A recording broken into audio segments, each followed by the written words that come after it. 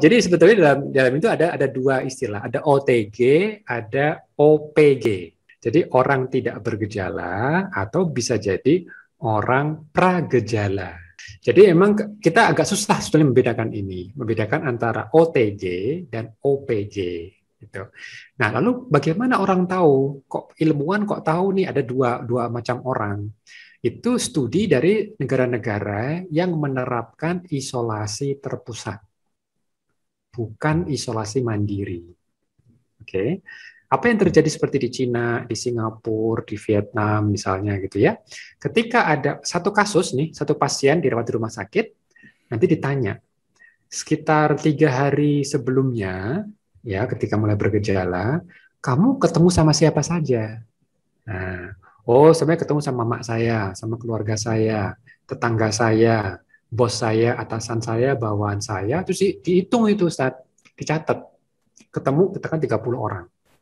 Nah, nanti petugas dari Dinas Kesehatan akan menelpon 30 orang tadi itu, dicari di mana alamatnya, didatangi, lalu diswab. Nah, jadi dari mana kita tahunya OTG? Itu dari hasil swab PCR. Karena apa? Karena bisa jadi, karena dia baru saja ketemu mungkin 3 hari sebelumnya, dan orang ini kan mungkin belum bergejala waktu dia Ya. menularkan. Nah, siapa tahu orang yang ditulari ini juga belum merasakan juga. Gitu. Nah, kalau di Cina atau di Singapura atau di Vietnam, 30 orang ini, ya, setelah hasil positifnya keluar, dia dijemput, ya kan? Terlepas dia punya gejala apa tidak. Pokoknya semua yang hasilnya positif didatangi, dimasukkan ke karantina terpusat selama 14 hari.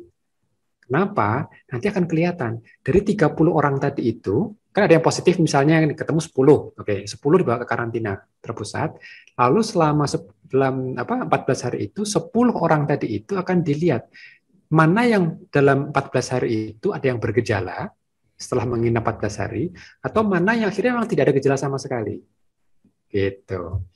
Nah, artinya apa? Ternyata dari observasi terlihat dari 10 orang ini kan tadi awalnya nggak ada gejalanya tuh. Oh, ternyata dari 10 ketemu ada sekitar 3 atau 4 yang akhirnya bergejala. Nah, tapi karena akhirnya bergejalanya di ruang terpusat, dia tidak bisa menulari ke orang lain. Gitu.